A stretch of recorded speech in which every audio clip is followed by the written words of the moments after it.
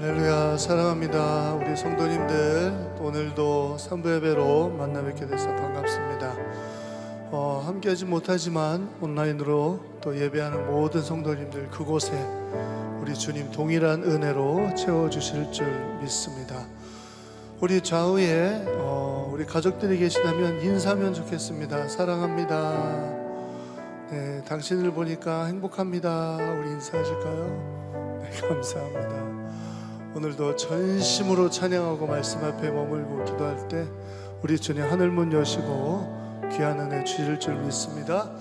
자, 우리 일어나셔서 우리 찬양하실 수 있는 분들은 그 자리에서 같이 일어나셔서 우리 오 하나님 우리의 창조주시니 찬양함으로 오늘 예배 시작하도록 하겠습니다.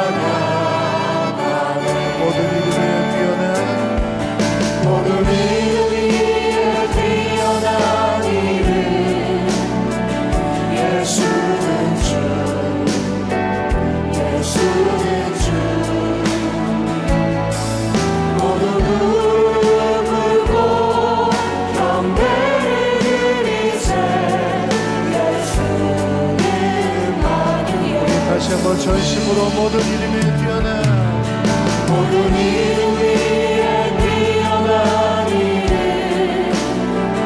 예수는 주 예수는 주 모든 무릎 꿇고 경배를 드리세 예수는 우리 이름으로 선포합니다. 예수는 주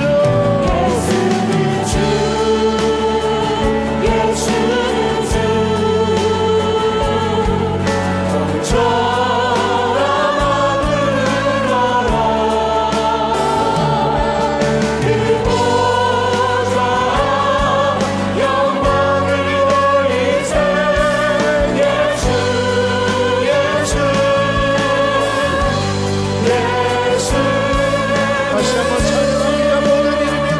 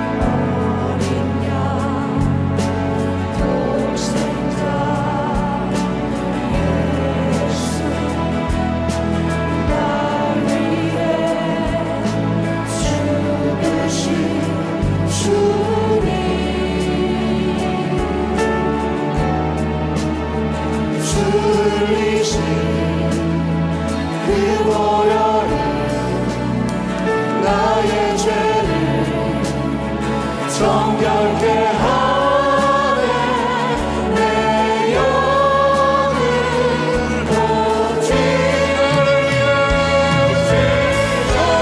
송축하리라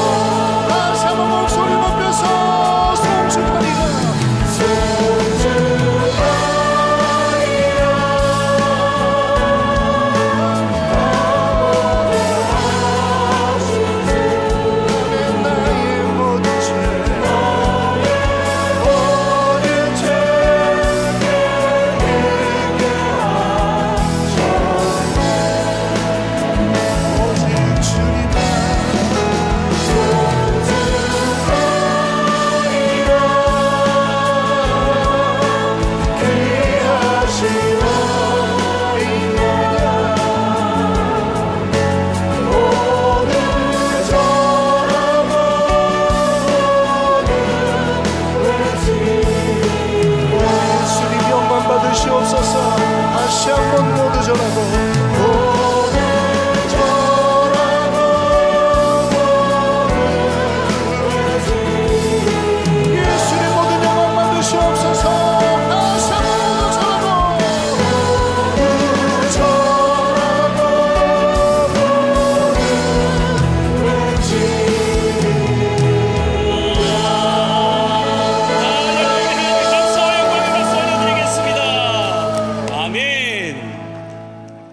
전능하사 천지를 만드신 하나님 아버지를 내가 믿사오며 그 외아들 우리 주 예수 그리스도를 믿사오니 이는 성령으로 잉태하사 동정녀 마리아에게 나시고 본디어 빌라도에게 고난을 받으사 십자가에 못 박혀 죽으시고 장사한 지 사흘 만에 죽은 자 가운데서 다시 살아나시며 하늘에 오르사 전능하신 하나님 우편에 앉아 계시다가 저리로서 산자와 죽은 자를 심판하러 오시리라.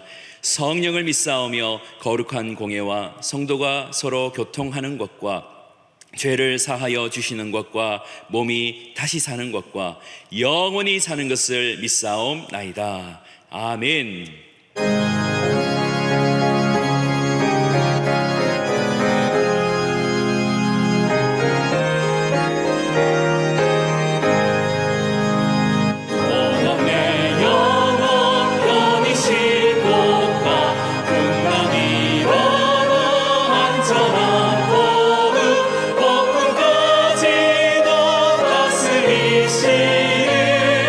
주의 영원한 팔을 지해 주의 영원하신 팔 함께 가사 항상 나를 붙드시니 어느 곳에 가든지 요동하지 않으는 주의 팔을 의지함이야.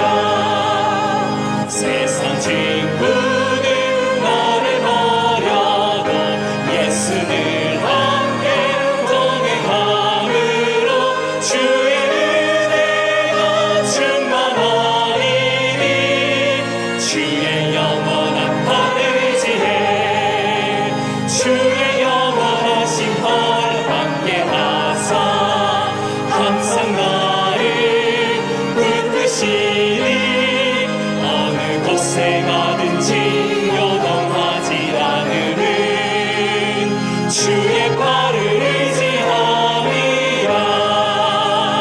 나의 믿음이 연약해져도 미리 예비한 힘을 주시며 위태할 때도 안도하시는 주의 영원한 팔을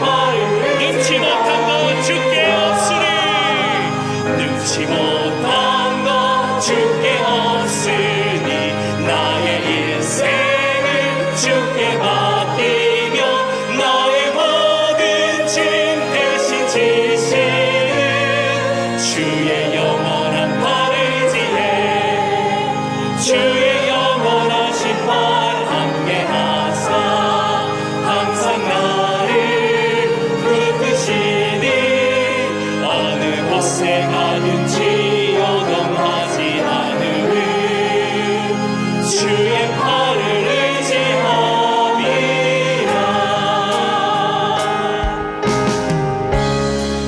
모든 상황 속에서 주를 찬양할지라.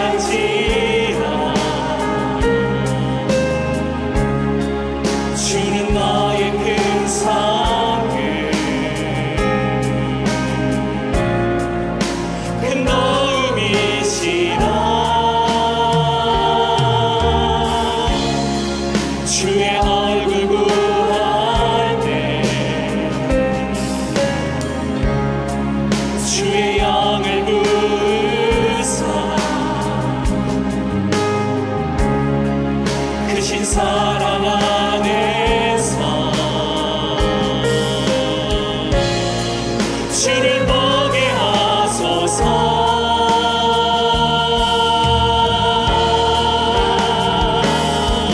내 영혼이 확정되고 확정되어 싸우니 믿음의 눈 들어 주를 바라봅니다. 내 영혼이 확정되고 확정되어 싸우니 믿음의 눈 들어 주를 내 영혼이 확정되고 확정되어 싸우니 내 영혼이 확정되고 확정되어 싸우니 믿음의 눈 들어 주를 바라봅니다. 내 영혼이 확정되고 확정되어 싸우니 믿음의 눈 들어 주를 바라봅니다. 모든 상황 속에서 모든 상황 속에서 주를 찬양할지라.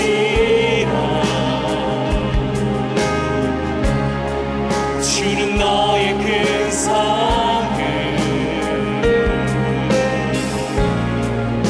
큰 도움이시라. 주의 얼굴 구할 때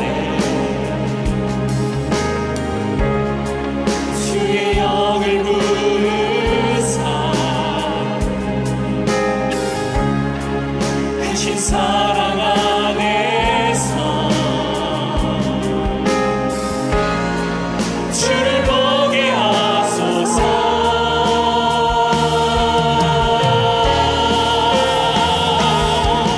내 영혼이 확정되고 확정되어 싸우니 믿음의 눈 들어 주를 바라봅니다. 내 영혼이 확정되고 확정되어 싸우니 믿음의 눈 들어 주를 바라봅니다. 내 영혼이 확정되었습니다.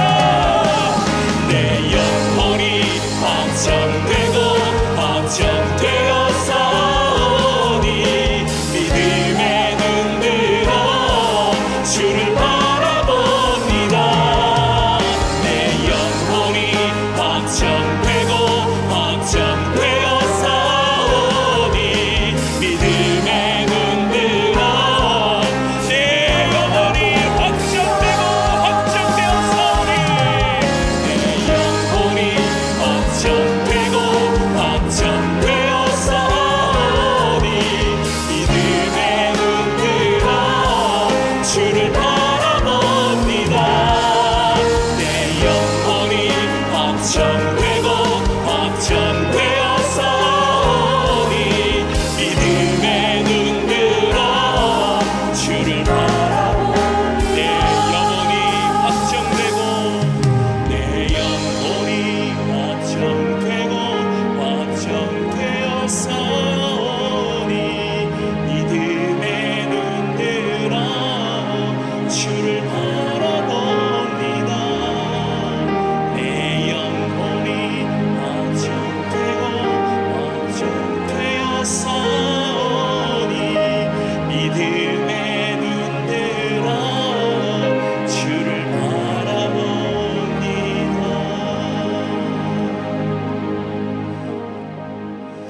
하나님 아버지 감사합니다.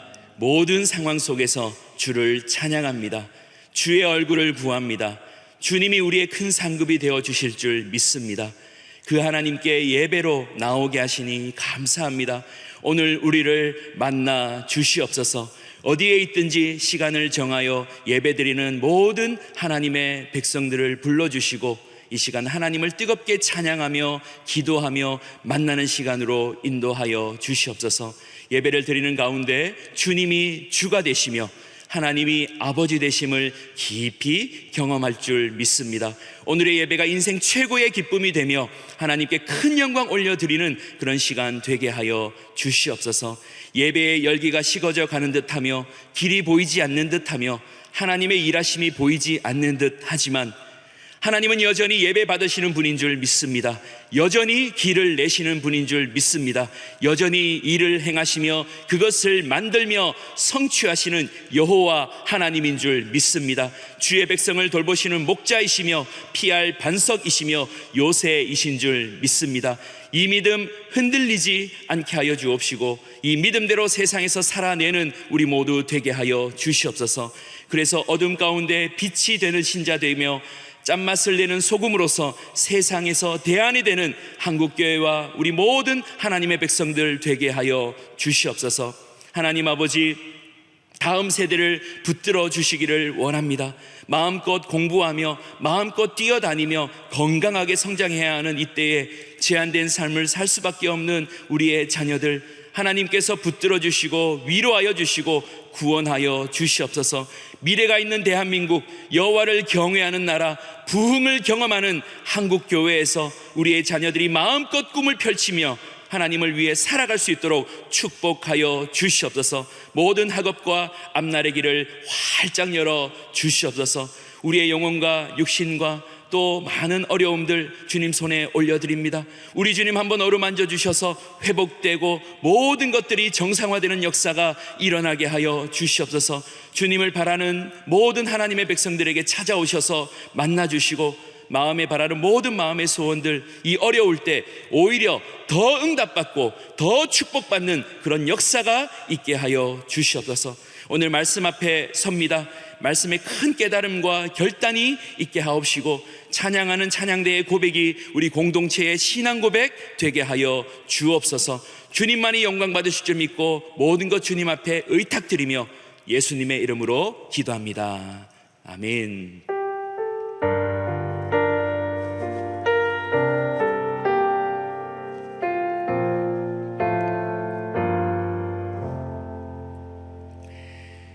오늘 우리에게 주시는 하나님의 말씀은 마가복음 3장 13절부터 19절까지 말씀입니다. 마가복음 3장 13절에서 19절까지 말씀 신약성경 57면에 있습니다. 마가복음 3장 13절에서 19절까지 말씀 봉독하겠습니다.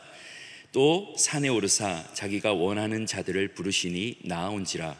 이에 12를 세우셨으니 이는 자기와 함께 있게 하시고 또 보내사 전도도 하며 귀신을 내쫓는 권능도 가지게 하려 하심이로라.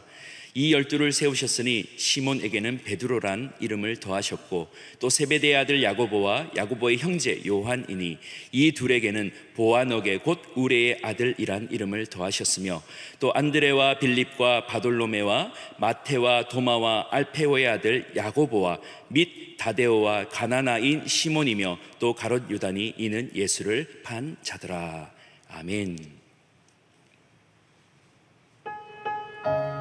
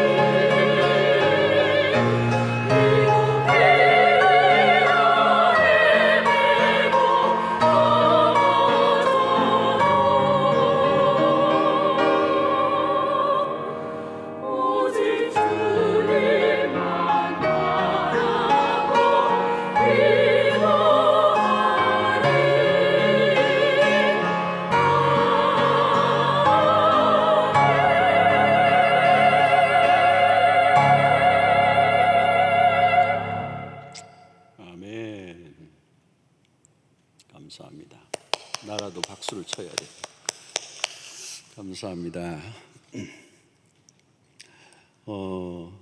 우리 비대면 예배가 이렇게 사회적 거리두기 2단계가 또 2주 더 연장이 된 상황입니다.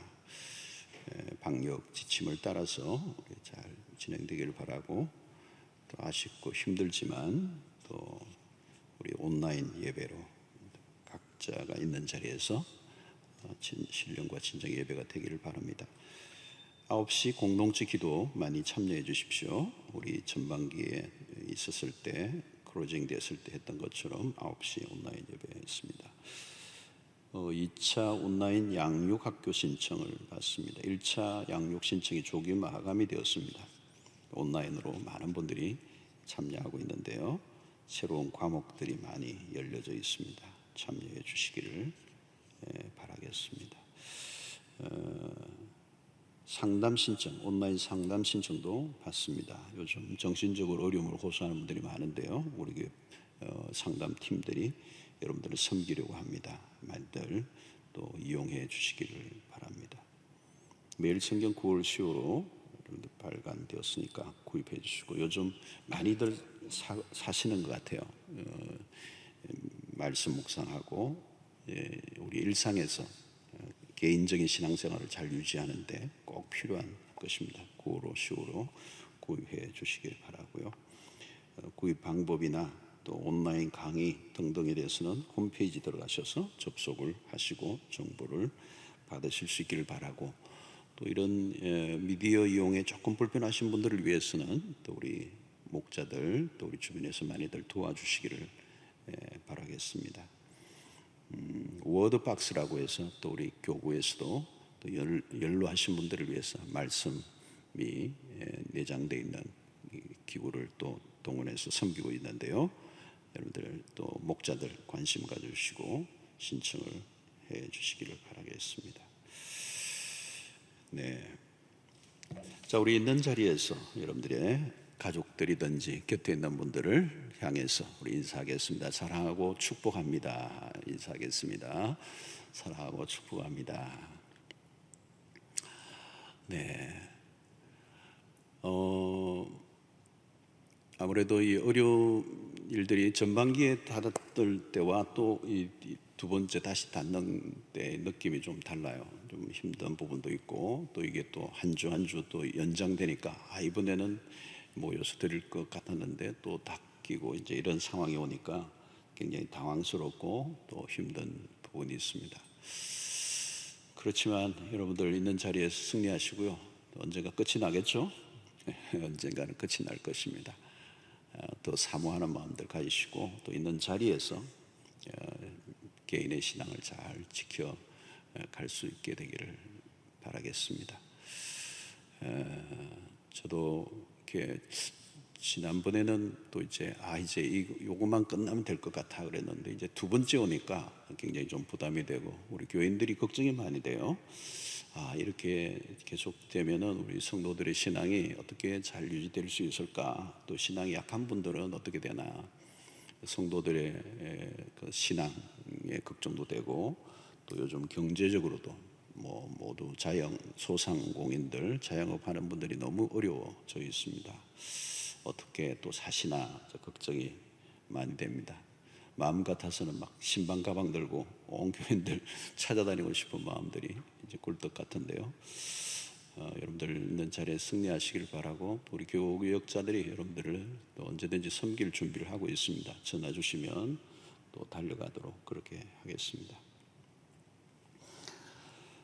오늘 마가복음 강의 우리 22번째 말씀입니다. 예수님의 사역이 새로운 단계로 접어드는 장면인데요. 이 새로운 장면은 예수님이 12제자를 세우시는 일입니다. 매우 중요한 일이죠. 새로운 공동체를 세우신 겁니다. 구성하신 거죠. 이것은 당시에 어떤 기존의 종교 체계를 예수님이 사용하지 않으시고 새로운 출발을 위해서 새로운 사람을 뽑으신 겁니다. 그래서 하나님의 나라를 세워가는 방식을 우리에게 알려주시는데, 그 핵심에는 뭐가 있느냐? 사람입니다. 사람. 3년의 공생애 동안에 예수님이 가장 많은 에너지를 쏟으신 부분이 바로 이 부분이에요. 주님이 나중에 공생의 사역을 마치시고 남겨두신 게 뭐냐? 아무것도 없습니다. 건물도 없고 조직도 없고 단체도 없고 무슨 재단도 없고 그냥 12제자를 남겨두신 거죠. 이 12제자를 세우신 것에는 중요한 원리와 철학이 담겨 있습니다. 그냥 뭐 한 게 아니고 매우 중요한 철학이 담겨 있습니다.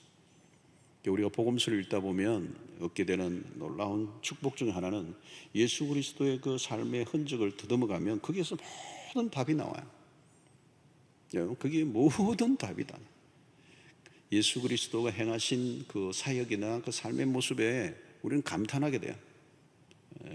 탁월한, 뭐 비교할 수 없는 지혜가 서려 있고 어떤 것 하나하나에도 하나님의 완벽한 우리의 모델이 되시고 우리의 로드맵을 이제 이 되시는 분이죠.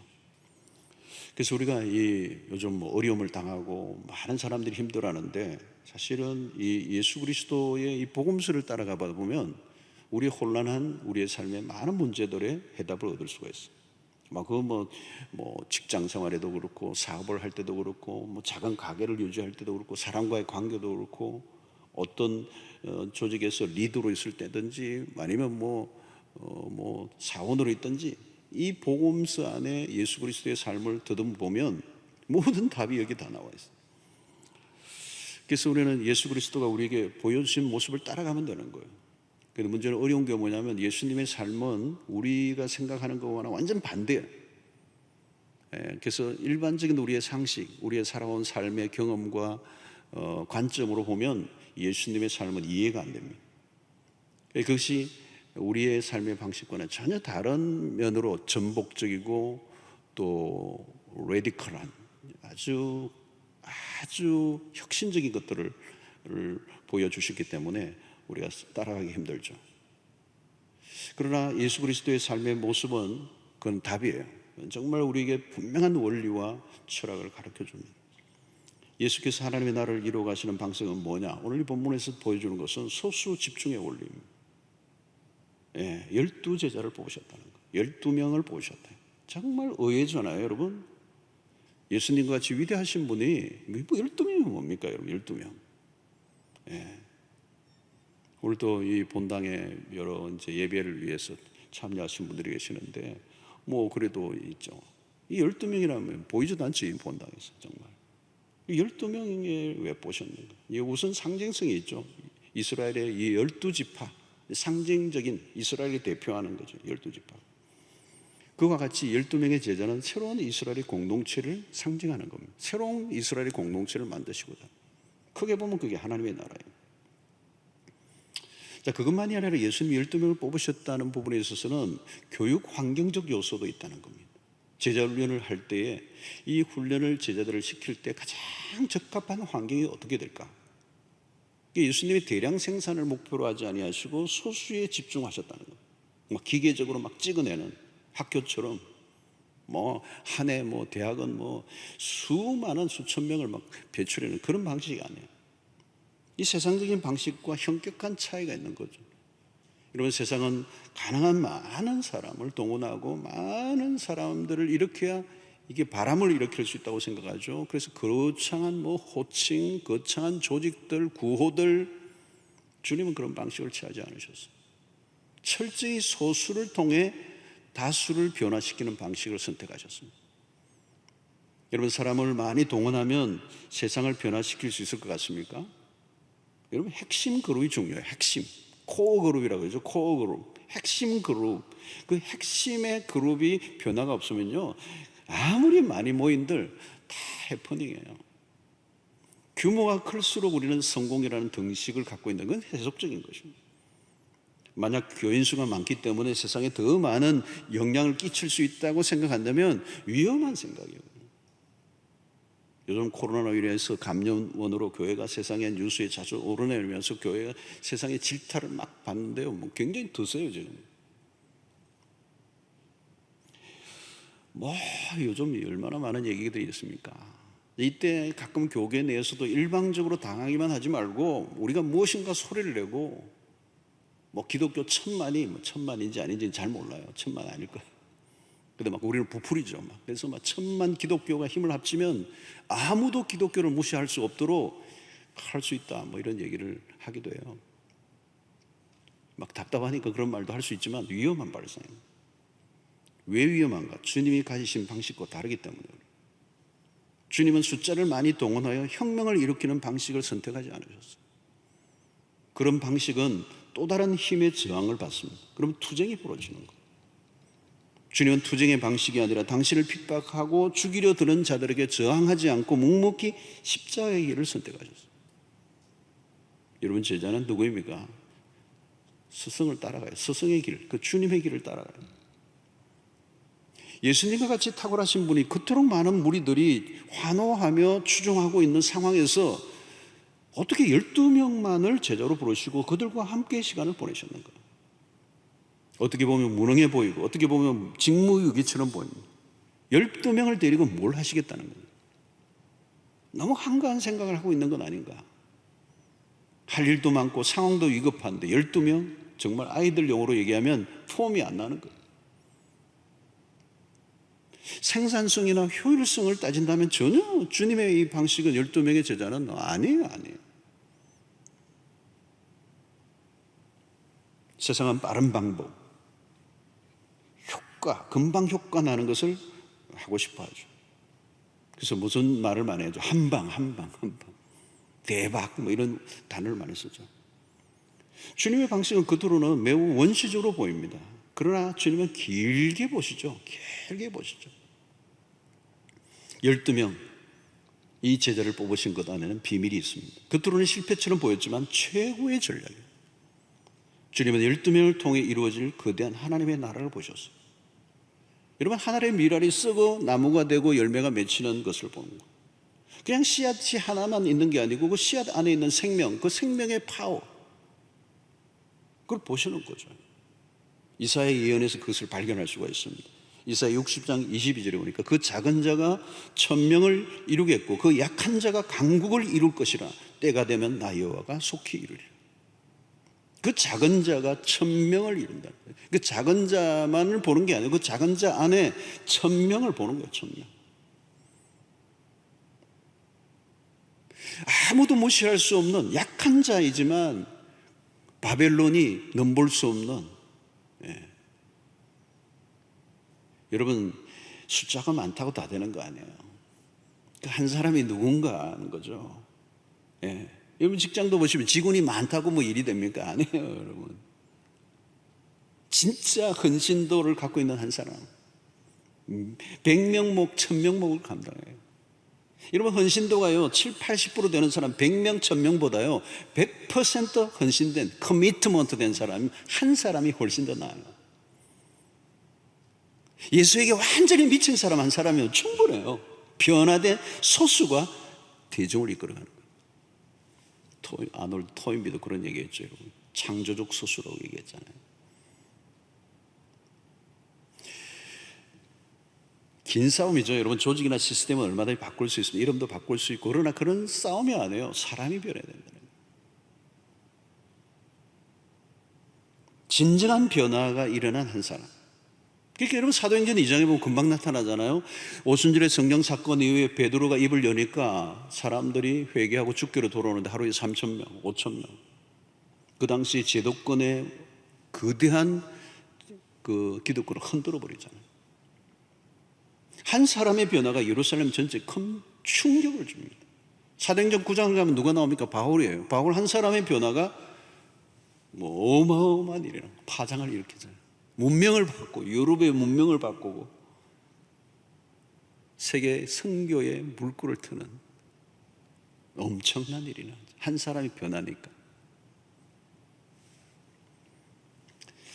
여러분, 교회 안에서도 여러분 좀 구분을 좀 하면, 뭐 우리의 사람이 판단할 수는 없어요. 그런데 이제 우리가 구분을 하면은 교인과 신자가 있어요. 교인이 있고 신자가 있다고요. 신자는 누구예요? 믿음으로 구원받은 자로 보는 거예요. 교인은 넓은 의미에서 교회를 출석하는 사람, 교회를 출석하면 누구나 교인은 될 수가 있어요. 근데 신자는, 성도라는 호칭은 달라요. 성도라는 호칭은, 우리 뭐 성도를 함부로 막 썼는데 사실은 성도라는 단어는 굉장한 단어예요. 그리스도를 믿고 인격적으로 받아들인 사람만이 성도가 될 수 있어요. 교인인가? 성도는 교인이 될 수 있죠. 근데 교인이라고 모두가 성도가 되는 건 아니에요. 그런데 여기서 우리는 하나 더 구분할 수 있어요. 신자인가 제자인가, 이건 또 다를 수 있어요. 신자라고 해서 모두가 제자는 아닙니다. 제자는 신자여야 하지만 신자라고 다 제자는 아니에요. 신자와 제자는 또 다릅니다. 성숙도와 헌신도의 차이가 있어요. 신자는 아직 여전히 자신의 삶이 하나님의 나라를 완전히 위탁된 상태가 아니에요. 뭐 많은 것들을 하지만 하나님의 나라를 위해 자신을 완전히 위탁한 상태는 아니에요, 신자. 그러나 제자라는 단어는 그렇게 선언하는 게 아니죠. 그리스도에게 자신의 삶을 완전히 위탁한 사람.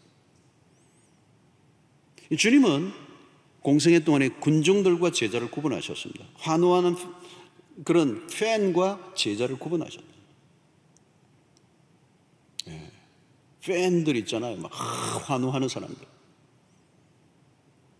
그들의 목적과 그들의 필요가 따로 있는 거죠. 이런 제자와 군중을 어떻게 구분할 수 있습니까? 핵심적 기준은 동기와 목적이에요. 군중은 자신의 필요를 가지고 따릅니다. 자기중심적이라는 거예요. 에고센트릭, 자기중심적이에요. 자신의 이익이, 자신의 니즈가 충족될 때까지 따르는 겁니다. 제자는 자신보다 그리스도를 위해 존재하는 겁니다. 자기 중심성에서 떠나 그리스도 중심적으로 옮겨간 사람. 그러니까 군중은 자신의 목적과 이익에 따라 모였다가 흩어졌다가 100명 모였다가 1000명 모였다가 10명 모였다가 막 하는 거예요. 이런 주님은 군중을 무시하지 않으셨지만 제자에게 집중하신 거죠. 주님은 당신이 이용당하는 자가 아니라 하나님의 나라를 위하여 기꺼이 자신을 바치는 사람을 찾으신 거죠. 여러분, 이런 지금도 마찬가지입니다. 이 세속사회 속에서 예수를 따른다는 것은 어떤 의미가 있는가? 가볍게 취미활동 정도로는 안 되는 거죠. 여러분, 갈수록 믿음 생활이 어려워져 가고 있는 세상에 중간 질문을 던져야 되는 거예요. 그냥 단순히 멤버십을 갖고 있는 교인인가? 뭐 등록한 거야 뭐 어렵습니까? 와서 쓰기만 하면 등록하는. 그것도 쉽지는 않은 거지만 제자는 다른 거죠. 주님은 하나님의 나라를 위해 제자를 찾으십니다. 주님의 원리와 방식에 따라 살아가고자 하는 사람입니다. 오늘 주님은 오늘 공생에 가장 공을 들이고 있는 부분이 바로 이 부분이에요. 제자들을 세우시는 것. 하나님의 나라를 세워가는 것. 마가복음 전체에서 매우 중요한 주제가 하나님의 나라고, 이 하나님의 나라를 세우는 일에 그것은 어떤 조직이나 단체나 어떤 군중을 일으켜서 하는 게 아니라 아주 소수의 사람들을 변화시키셔서 그들을 통하여 세상을 바꾸고자 하는 거예요. 자, 그러면 제자 선발 이전에 주님이 그러면 이 선발을 하시기 위해서 어떤 일을 하셨는가? 13절에 보니까 또 산에 오르사 자기가 원하는 자들을 부르시니 나온지라. 먼저 우리가 눈에 들어온 것은 산에 오르시는 거예요. 예수님이 산에 오르시는 장면은 복음서에 자주 등장합니다. 주님은 의도적으로 특별한 시간과 장소를 찾아가셨어요. 홀로 시간을 가지셨다고 할 때, 홀로 시간을 가지실 때 가지고자 할 때마다 산에 오르셨어요. 이 산에 오르신 것은 특별히 하나님 아버지와 시간을 갖기 위해서요. 자, 복음서를 따라가다 보면 종종 만나는 비경이 있는데 바로 이 모습이 주님이 우리에게 보여주신 매우 중요한 모범되는 모습입니다. 예수님은 공적인 활동과 개인적인 시간을 철저히 분리시켰었습니다. 매우 바쁘지만 외적인 활동에만 매몰되지 않으셨다는 거예요. 허겁지겁 행동하거나 성급하게 결정을 내리시지 않으셨어요. 중요한 일을 결정할 때마다 조용한 시간을 가지셨어요. 그 승택의 순간에 아버지의 도우심을 구한 거죠. 그런 관점에서 예수님은 아버지에게 매우 의존적인 태도를 가지셨어요. 우리가 배워야 될 모습입니다. 의존적인. 하나님의 아들이신데도 불구하고, 그분이 하나님이심에도 불구하고 아버지에게 의존적인 모습. 이게 기도하는 모습이에요. 여러분, 우리는 우리의 삶을 돌아보면 우리의 실패의 자리는 우리가 무능하기 때문이 아니고요, 성급하기 때문에 실패할 때가 더 많아요. 인생을 망친 부부를 보십시오. 무능이 아니에요, 성급함이에요. 주변의 사람들과 의논도 하고 심사숙고를 하되 최종적인 단계는 하나님 앞에서 시간을 가져야 돼요. 주님, 이 순간에 내가 어떻게 행해야 되겠습니까? 주님, 어떻게 할까요? 무엇이 가장 지혜로운 선택입니까? 여러분, 매 순간 그리스도께 물어야 돼요. 여러분, 죄가 무서운 이유가 뭐냐면, 죄를 짓는 순간에는요, 누구도 기도하지 않아요. 막 죄 짓기 전에 막 기도하는 사람 봤습니까? 여러분, 자기의 길을 자기가 선택해서 사는 삶이 뭐예요? 이게 죄의 특성입니다. 우리는 분주한 일생을 살아가죠. 자칫하면 조용한 시간을 가질 겨를이 없어요. 그래서 쫓기는 거죠. 강요와 압박 속에 다급하게 밀려오는 수없는 압박에 시달려 보면 생각할 틈도 없이 결정을 내려버리는 거죠.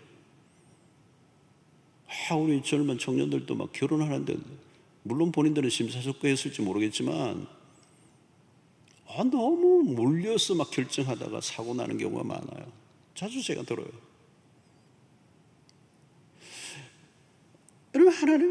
여러분 주님 보시면 스케줄이 살인적입니다. 몰려드는 사역과 사람들, 여러분 생각해 보시죠. 병자가 낫고 귀신이 쫓김을 받고 하니까 얼마나 몰려들어요.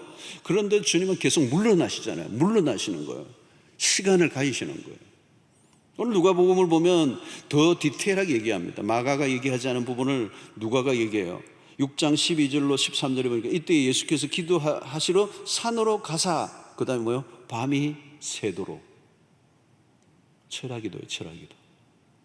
밤이 새도록 하나님께 기도하시고 밝음에 그 제자들을 부르사 그 중에서 12를 택하여 사도라 칭하셨습니다. 밤이 새도록. 한 가지 기도 제목이에요. 뭘까요, 여러분? 제자 선택이에요. 제자를 기도하시고 밤새 기도하시고 제자를 선택하신 거거든요. 여러분, 제자를 뽑는 일이 얼마나 주님에게서 중대한 일인가를 알려주는 겁니다. 주님이 밤이 맞도록. 주님은 단독으로 행하지 않으셨어요. 자, 그렇다면 여러분, 하나님의 아들로서 밤을 새워 기도하셨다면 우리는 어떻게 해야 될까요? 말할 것도 없죠. 말할 것도 없죠. 우리는 기도로 밤을 세우신 주님을 본받아야 됩니다. 충분한 기도로 시작한 일이 아니면요, 실패할 가능성이 많습니다. 가끔 어떤 사람들은 하나님 왜 나를 이렇게 막 힘들게 합니까? 힘들게 한 건 주님이 아니에요, 자기예요. 성급한 결정을 내린 거예요. 기도 없이. 하나님의 기도와 그 하나님의 응답 없이.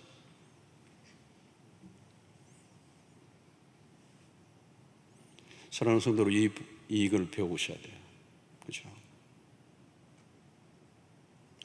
자, 주님은 그 다음에 13절을 다시 보십시다. 또 산에 오르사 자기가 원하는 자들을 부르시리 나온지라. 이게 굉장히 중요한 대목이에요. 제자를 선택하는 결정권은 주님이 갖고 계신다. 우리 교회에서는 신청서 받고 하지만 그건 주님의 방식은 아니에요, 사실은. 우리 목사님들도 이제 딱 선발을 해야 돼요, 사실은. 기도하는 가운데. 그냥 막 본인이 하겠다 해가지고 되는 게 아니고 선발을 하는 거예요. 큰 무리가 따라다녔지만 그들을 모두 나를 따르라고 하지 않았어. 12명만 뽑으신 거예요. 제자를 선택하셔서 주님이. 이게 매우 중요합니다. 자, 요한복음 15장 16절에도 그랬잖아요. 너희가 나를 택한 것이 아니고 내가 너희를 택하여 세웠나니. 하나님이 택하신 거예요. 제자의 열정보다 주님의 부르심이 우선입니다. 우리가 따르고 싶다고 따를 수 있는 게 아니에요. 주님의 부르심이 있고 그 다음에 우리가 따라가는 거예요. 그러니까 소명이 강조될 때가 있지만 더 중요한 것은 부르신 분이죠. 부르신 분이 없으면 소명 의미가 없어요. 우리의 열심이나 의지가 강조되는 것보다 부르심에 대한 관심을 가져야 돼요. 우리가 아무리 열심히 따르겠다고 굳게 결의를 해도 어느 순간 다 무너집니다. 인간의 신념이나 의지적인 굳은 거리가요, 오래 가는 것 같아요? 오래 못 갑니다. 누가 부르셨는가에 모든 게 달려있어요. 부르신 분이 누구인가? 주님으로부터 명료한 음성을 듣는 거예요. 출애굽기 3장에서도 모세가 하나님의 부르심을 정확하게 받죠. 모세야, 그죠? 부르시잖아요. 주님으로부터 부르심을 받지 못하면 언젠가는 딜레마에 빠집니다. 주님의 제자로 산다는 건 어려운 일입니다. 어려워도 그 길을 걸어갈 수 있게 만드는 힘은 뭘까요? 나를 부르신 분이 누구인가 알기 때문에.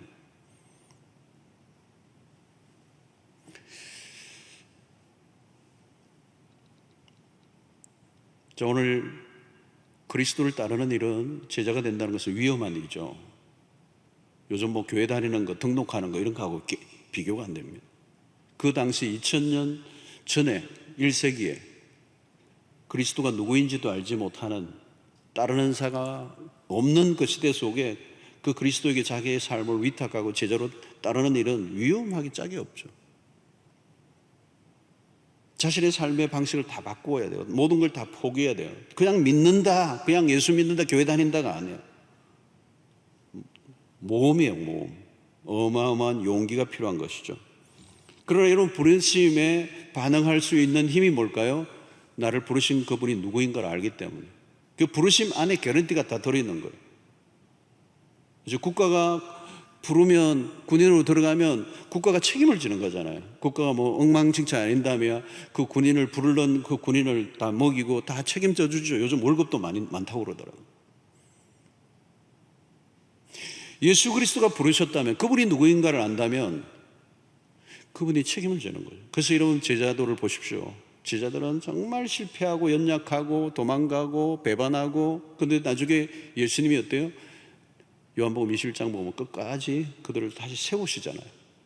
이 부르심이 중요하다는 거예요. 부르신 분이 중요하다. 제자의 길을 걸어간다는 건 매우 위험하고 어려운 일이지만 그 부르신 분이 주님이시라면 그분이 책임을 지고 끝까지 이끌어 주신다. 그러니까 우리가 택함을 받았다는 것 안에는 어마어마한 보화가 있는 거죠. 비밀이 있는 거죠. 하나님이 나를 선택하셨다는 거예요. 그 구원의 마지막까지 책임을 지실 거라는 거예요. 책임을 지실 거예요. 할렐루야죠. 자, 그런데 오늘 이 본문에서 마지막 우리가 다루어야 할 것은 제자도의 핵심이 나와요.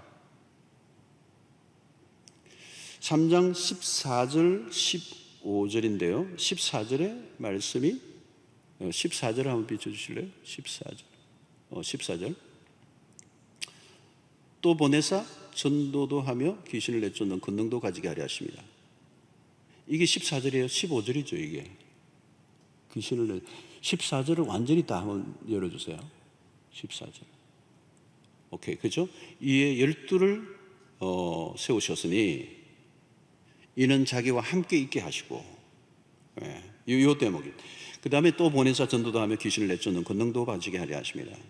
여기 세 가지가 나옵니다. 세 가지 제자도의 중요한 것은. 첫 번째는 함께 있게 하십니다.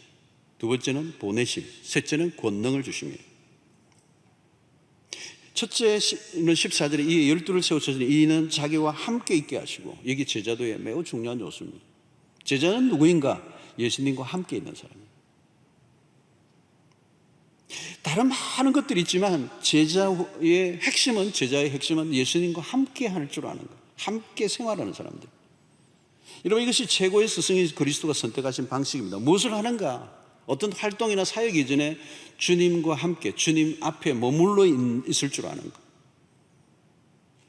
주님의 제자 훈련의 방식은 독특해요. 일방적으로 지식을 전수시키는 방식이 아닙니다. 수직적인 관계가 아니라 수평적인 관계. 무조건 나를 따르라고 강요하신 분이 아니에요. 밀폐된 관계 속에서 한 것이 아니라 아주 열린 관계 속에서 삶을 다 함께 공유하는. 저는 2000년 전에 그리스도께서 취하신 이 방식을 보면 놀라워요. 어떻게 이게 2000년 전에 일을 하실 수 있는 일일까? 하나님이시기 때문에 가능한 일이에요. 기가 막힌 방식이죠. 헬라에서 제자라는 이 단어는요, 배우다에서 나왔어요. 이 제자는 누구인가? 배우는 사람인데 어떻게 배우느냐? 생활하면서 배우는 거예요. 제자도 핵심은. 그러니까 제자 훈련의 방식은 도제식입니다. 이게 12명이기 때문에 가능한 거예요. 12명이 넘으면 힘들어요. 저도 제자 훈련하면서 13명을 한번 해본 적이 있거든요. 한 명을 꼭 그냥 떨어뜨릴 수 없고 함께 해야 되는데, 13명 했더니요 12명과 너무너무 큰 차이가 나요. 예수님이 왜 12명을 하셨는지를 알겠더라고요. 이 12명과 함께 하는데 인티머시, 굉장히 친밀해지는 관계를 해요. 친밀한 관계, 삶을 다 오픈하고. 사실 이런 방식은 위험하죠. 1시간 딱 강의하고 뭐 같이 하고 교제하고 그냥 집에 다 가고 또 뭐 개인 생활하고 또 와서 또 만나고 이러면 좋잖아요. 쉬기도 하고, 그죠? 이 적당한 거리를 두고 만나는 게 굉장히 안전하거든요. 가까이 가면 냄새가 나고 약점이 보이고 많이 할수록 다치고, 그냥 막 멀리서 적당하게 하면서 사랑과 존경을 하는 게 좋지, 너무 가까이 하면 위험한 거예요. 위험한 거예요. 적당한 거리를 두고 하는 거예요. 요즘 비대면 하니까 더 그렇죠. 여러분, 근데 주님은 다 드러내셨어요. 주님은 다 오픈하셨어요. anything. 그 당시 종교 지도자들과 완전히 다른 것이죠. 여러분, 주님은 위선이 없으신 분이에요. 앞과 뒤가 같으신 분이죠. 모순이 없으시고 오류가 없으신 분이고, 가까이 갈수록 더 매력적인 분이죠. 여러분, 사람도 마찬가지입니다. 저는 멀리서 볼 때는 좀 문제 있는 것 같았는데 가까이 가니까 참 멋있네. 그 사람 괜찮은 사람. 대부분은요 적당한 거리를 두어야 오래 갑니다. 여러분, 제자들이 다양한 성격들을 가지고 있었습니다. 약점과 오류투성이고 실수를 남발하고 잘난 체하고 누구 오른편 왼편 막 따지고 우리의 아들이라고 별명을 가질 정도로 한석경하는 사람도 있고, 그럼에도 불구하고 주님이 그들과 함께 하시는 거죠. 그 유명한 어떤 작가가 책을 썼는데, 그 책에는 그 예수님이 갈릴리의 바닷가에서 제자들과 함께 그 모래로 그냥 장난치는 것을 상상하면서 막 글을 써놨어요. 막 베드로가 막 이런 모래 덩어리를 뭉쳐가지고 막 누구의 다른 제자에게 던졌는데 잘못 맞아 예수님 얼굴에 맞고 막 이런 거. 그 당시 격식과 모든 걸 갖추고 있는 근엄한, 그러나 그 안에는 내면에는 많은 것을 숨기고 있는, 포장되어 있는 그 시대의 바리새인들과 예수님의 모습은 전혀 다른 거죠. 바리새인들, 그 당시 종교제자는 말과 행실의 부조화가 너무 시험했던 거죠. 함께하는 순간 그 윗선이 다 드러나 버리는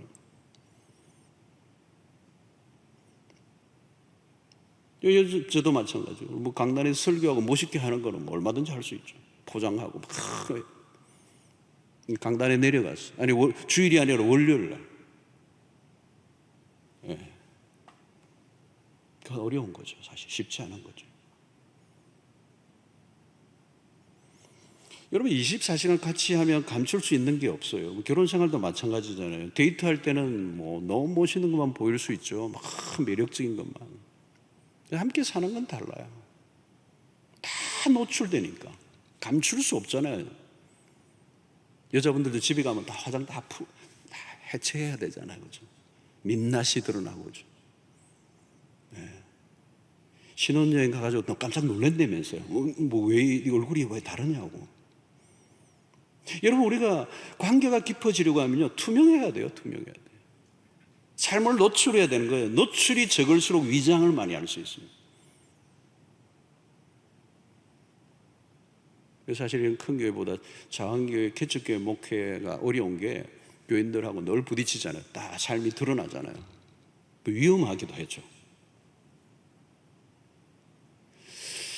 여러분, 오늘 예수님은 우리에게 함께 하시고 제자들과 함께 하시는, 예. 우리 주님은 시간이 갈수록 더 투명하게 자신을 드러내시는 거죠. 삶을 다 나누시는, 동행하는 삶을 원하셨어요.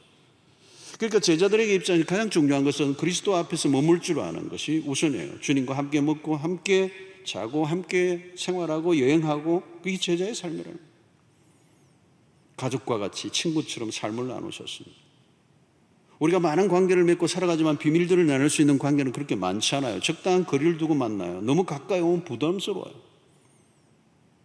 그래서 여러분, 사랑방은 아무나 하는 게 아니에요. 여러분, 사랑방은 자신을 완전히 오픈할 수 있는 사람이 할 수 있는 거죠. 밀폐된 자신의 친밀한 관계에서 자신이 드러나는 것을 두려워하는 사람들은 여러분 사랑할 수도 없고요. 신방도 원치 않아요. 받지 않아요. 내 프라이버시를 철저히 지키고 비밀을 지키는 거죠. 어떤 것도 누구와 나누고 싶지 않은 사람. 제자의 삶을 살 수가 없는 것입니다. 여러분 예수를 알아간다는 것은 쉬운 일이 아니죠. 많은 시간과 경험이 필요하고 그분과 많은 것을 공유하는. 제자가 주님과 동행하는 일은 순간적인 흥분이나 감동만으로 안 돼. 일상에서 함께 걷는 법을 배워가는 것입니다. 여러분 교회만 다니는 사람은 교인이에요. 그러나 주님과 동행해야 제자가 될 수가 있어요. 예수를 믿는다고 하는데 예수를 닮지 않는 사람들이 많아. 왜 그럴까요? 동행이 없기 때문에. 예수와 동행의 삶을 살았지 않기 때문에. 동거하면 모방이 일어나죠. 자연스럽게 말과 행동이 비슷해져요. 함께 동행하다 보면 자연스럽게 닮는 것입니다. 제자들의 핵심이에요. 공유하고 이 동거함으로 공유하고 그 공유함으로 서로를 닮아가는. 예수의 제자는 누구냐? 예수를 닮아야 돼요. 여러분 예수를 닮는다는 것을 무엇을 의미합니까? 먼저 예수의 성품이죠. 성품. 어떤 게 여러분 그리스도의 성품이죠? 가장 대표적인 성품은 그분은 온유하고 겸손하신 분이시다. 여러분 예수 믿는 사람들은 온유해야 돼요. 온유해야 돼. 막 앙칼지면 안 돼. 겸손해야 된다. 겸손해야 된다. 이걸 보면 대충 알 수 있어요.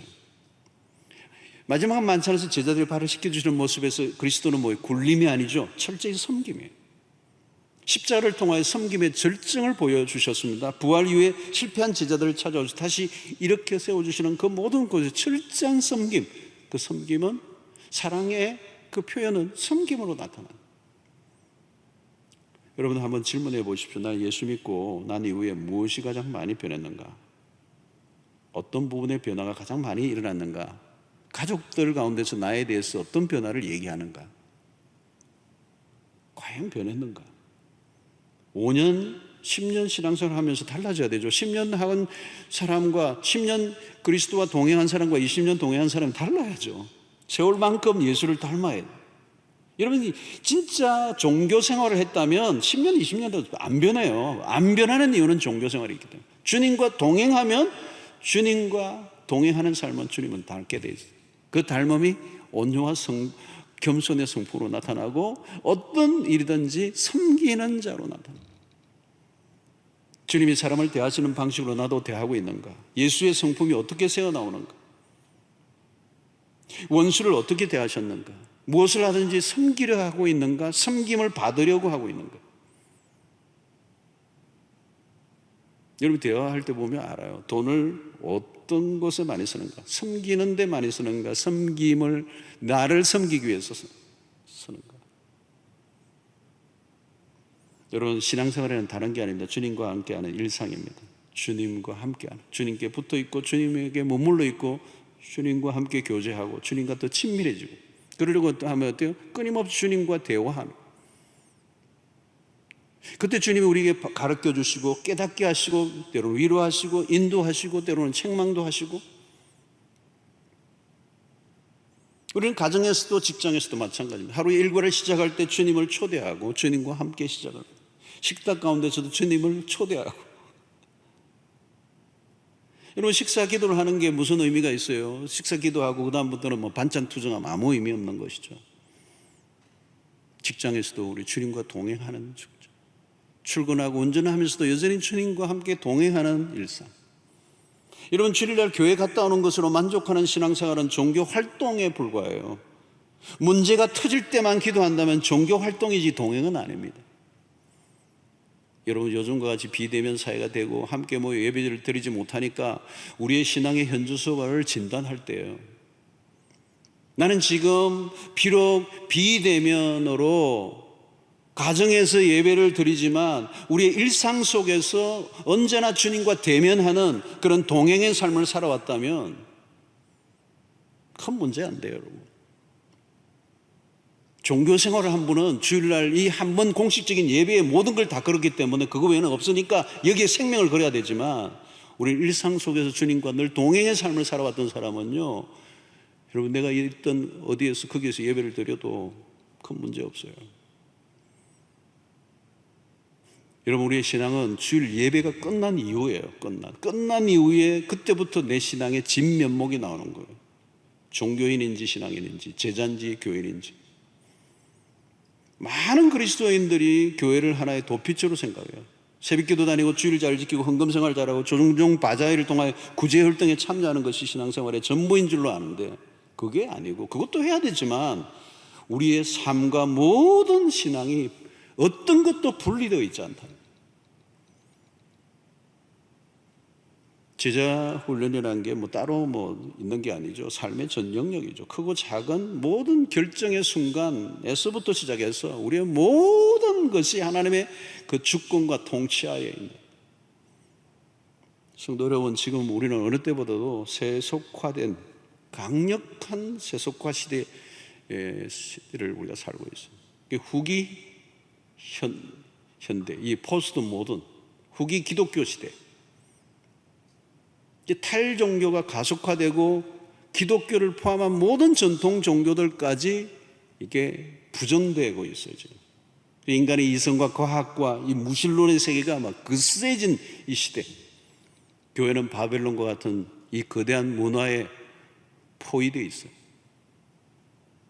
바벨론 포로로 붙잡혀갔던 다니엘과 그의 친구들과 똑같은 비슷한 환경이 우리에게 지금 펼쳐지고 있어요. 그리스도인들의 입지는 점점 좁아져 가고 있어요. 오늘의 교회, 오늘의 신자는 어디에 놓여 있는가? 우리는 어디로 가고 있는가? 우리의 신앙의 전반을 돌아봐야 될 매우 중요한 시점에 있고, 코로나가 이것을 우리에게 분명하게 보여주고 있습니다. 여러분, 우리가 확인해야 되는 건 뭘까요? 지금 나는 누구를 따르고 있느냐. 다니엘서를 통해서 우리가 봤던 거잖아요.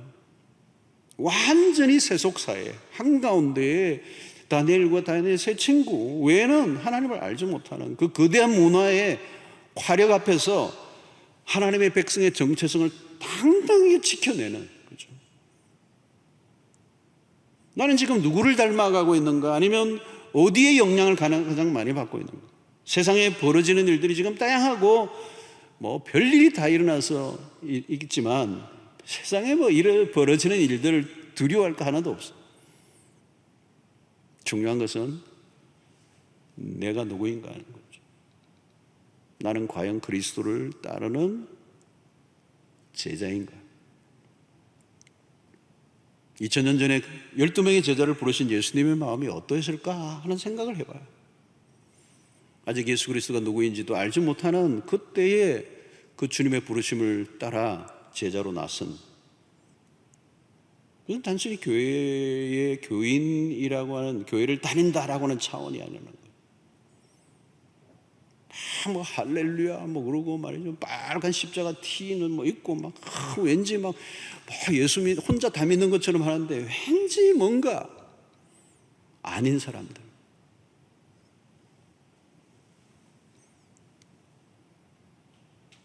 나는 과연 예수를 쫓는 자인가? 그렇다면 나는 예수를 닮은 자인가? 내가 하고 싶은 말과 행위를 위해 정당화하기 위해서 예수를 이용하는 사람이 아니고 진정한 예수의 길을 따르는 참된 제자를 주님이 찾고 계세요.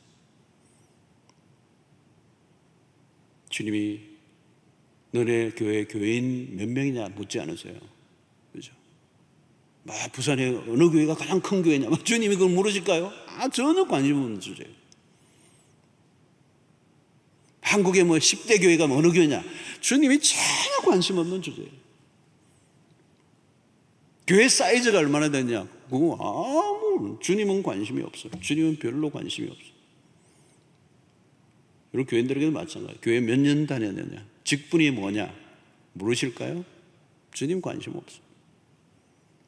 주님의 관심은 너가 내 제자이냐는 거예요. 제자냐는 거예요. 제자인가? 제자의 길을 걷고 있는가? 여러분, 세상 사람들도 여러분 요즘 우리에게 물어요. 당신 교회 다니는 사람이냐, 그냥 교회 출석하는 교인이냐, 아니면 진짜 예수쟁이냐? 여러분, 예수 안 믿는 사람들요, 진짜 예수를 믿는 사람이 누구인 걸 알아요. 너 나이롱이지. 일본 말로는 사쿠라시. 너 엉터리지, 엉터리 집사지, 막 이런 세상 사람들을 너무 닮아 있고, 세상 사람들이 하는 짓 다 같이 하고 세상을 속배 닮아 있는 사람을 보면서 세상 사람들도 아는 거죠. 사랑하는 성도 여러분, 지금 이 시대는 어정쩡한 것으로는 안 돼요. 모호한 신앙생활은 안 돼요. 묻는 거죠. 너 어느 교회 다니다가 왔느냐? 그거 묻지 않으세요. 넌 예수를 따르는 제자였는가를 물으세요. 그 질문 앞에 우리가 확실하게 대답할 수 있어야 합니다. 코로나 이후 또 다른 우리는 시대를 맞게 될 거예요.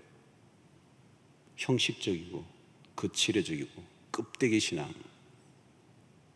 그냥 모양만, 무늬만, 노미널 크리스찬이라고 그러죠. 그런 신앙은 아무 의미가 없는, 공중분해되고 마는 거죠. 진정으로 그리스도를 따르는 제자입니까? 물을 때 yes, yes.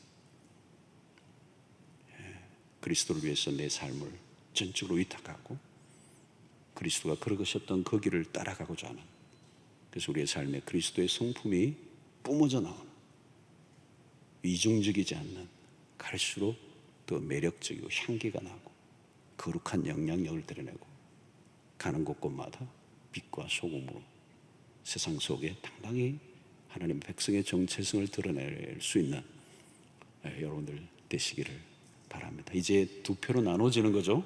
마지막 시대 두 표로 나눠지는, 정확하게 예수를 믿는 그리스도를 따르는 제자와 그냥 형식적인 그런 노미널 크리스천들, 익명성의 그리스도인들, 정확하게 나눠져. 여러분들은 어느 쪽에 속해 있는지를 진단하시고 이 코로나 시대에 우리의 신앙을 더욱더 분명하게 드러내고 예수를 따르는 팔로워가 되는, 단순히 팬이 아니고 팔로워가 되는 디사이플이 되는 은혜가 있게 되기를 바랍니다. 하나님 아버지, 오늘도 우리에게 주신 말씀이 우리의 도전이 됩니다. 그냥 교회 문화와 또 이런 활동에 익숙한 그 멤버가 아니고 진정으로 그리스도를 따르는 제자 되게 해주시기를 원하옵고, 우리 주님과 함께 일상의 모든 일들 속에 동행의 삶을 살아가게 하여 주시옵소서. 그래서 우리 예수 닮은 제자로, 예수의 작은 예수로 이 세상 속에 하나님의 나라를 이루는 일에 아름답게 기여하고 삶을 바치는 하나님의 백성들이 다 되도록 인도하여 주시옵소서. 예수님의 이름으로 기도하옵나이다. 아멘.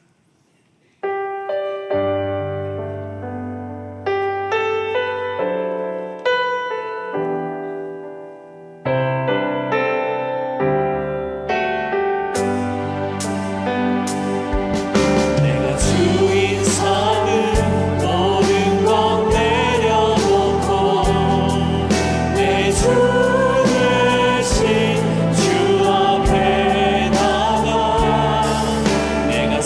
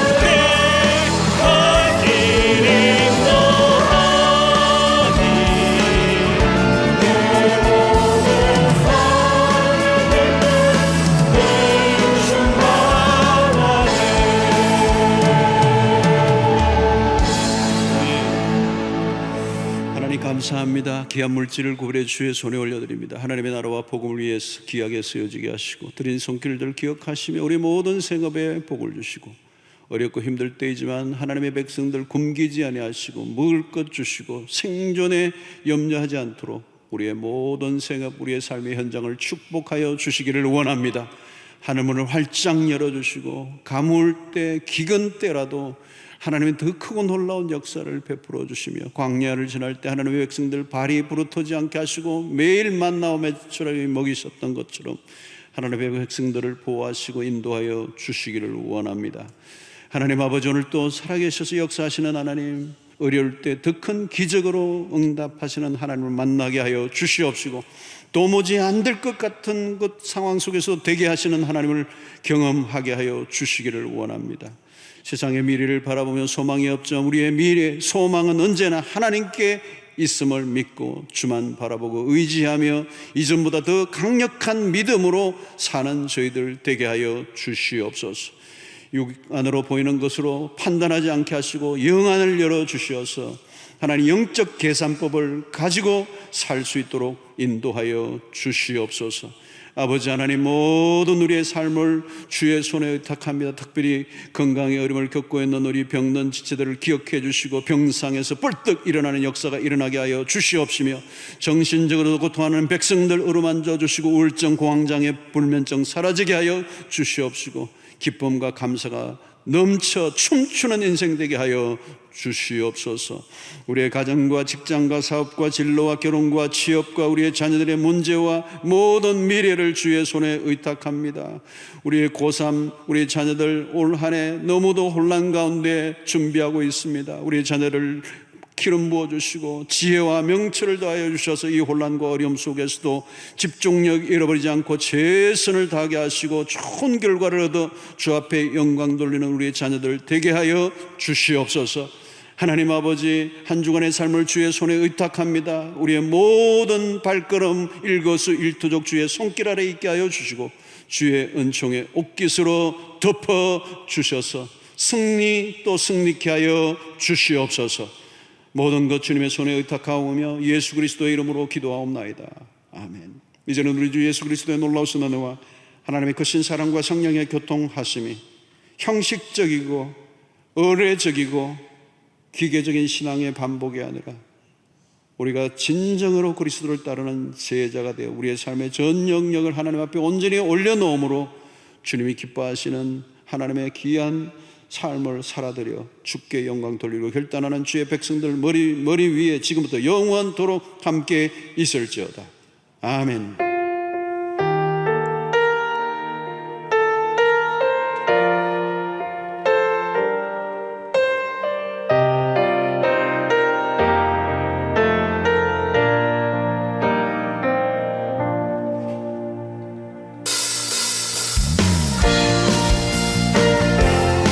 살아가시면서 승리하는 한 주 되기를 축복합니다.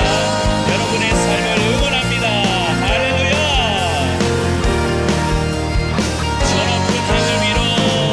저 높은 하늘 위로 밝은 태양 떠오르듯이 날 주저하지 않으리. 어떤 어려운 때도 주의 길을 선택하리. 네 가운데로 걸으리. 주